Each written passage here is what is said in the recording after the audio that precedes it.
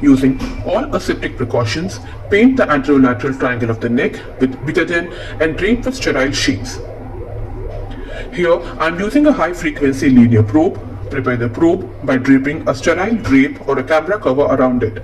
Apply a layer of sterile jelly over it and cover it with a transparent sterile dressing. Check the medial and the lateral side of the probe surface by tapping at each end and looking at the ultrasound screen simultaneously. Place the probe in the supraclavicular area to achieve best possible transverse view of the brachial plexus lateral to the subclavian artery. Once you have identified the brachial plexus, gently move the probe upwards on the neck. As you move upwards, tilt the probe upwards too at the level of cricoid cartilage. Now, we shall see the ultrasound image of these movements. In the supraclavicular area, it is easy to identify the brachial plexus as it lies next to the pulsatile hypoechoic subclavian artery. As you slide and tilt the probe up at cricoid level, we can see three trunks of brachial plexus as hypoechoic circular shadows encircled by hyperechoic nerve sheaths in the interscalene groove sandwiched between the anterior and the middle scalene muscle on each side. Also, always use the color Doppler to identify the vascular structures near the area of your block to avoid inadvertent intravascular injection. As in the interscalene groove, the vertebral artery and the transverse cervical artery often lie in close proximity to C6 root and the first rib.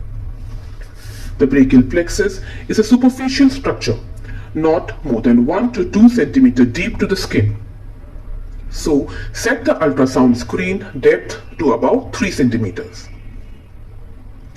Now that we have scanned the neck and that we are happy with our image of the brachial plexus in the interscalene groove, we give local anesthetic about 1 cm away from the probe using a 26 gauge intradermal needle. Inject not more than 1 ml of 2% lignocaine. For the block here, I have used a 22 gauge 50 mm Stimuplex needle. We introduce the needle from lateral to medial and almost transverse to stay in the subcutaneous tissue. Now, gradually aim to enter the interscalene groove. Avoid piercing the nerve plexus. Once you are in the vicinity of the brachial plexus, before injecting the drug, aspirate to confirm negative aspiration of blood. Then gradually inject the local anesthetic drug. Watch for increased resistance to injection, as it would mean the needle tip is intraneural. Patient would complain of pain in this case. Withdraw the needle by a couple of millimeters and then again inject. Always make sure your needle's tip is visible on the ultrasound screen while injecting. Deposit the local anesthetic drug both above and below the C5 and C6 roots. As the drug spreads in the interscalene groove, we can see an expansing hypoechoic shadow in the interscalene groove around the brachial plexus. I have used 20 ml of local anesthetic drug here, a combination of 10 ml of 0.5% bupivacaine plus 10 ml of 2% lignocaine. Avoid large volumes as it may cause paralysis of the phrenic nerve. Inject in small aliquots of 2 ml each while being watchful for patient's vitals. Aspirate before each injection. You can also objectively measure the pressure of the injection using the injection pressure monitor by connecting the device to the injection tubing. The aim is to keep the injection pressure less than 15 psi.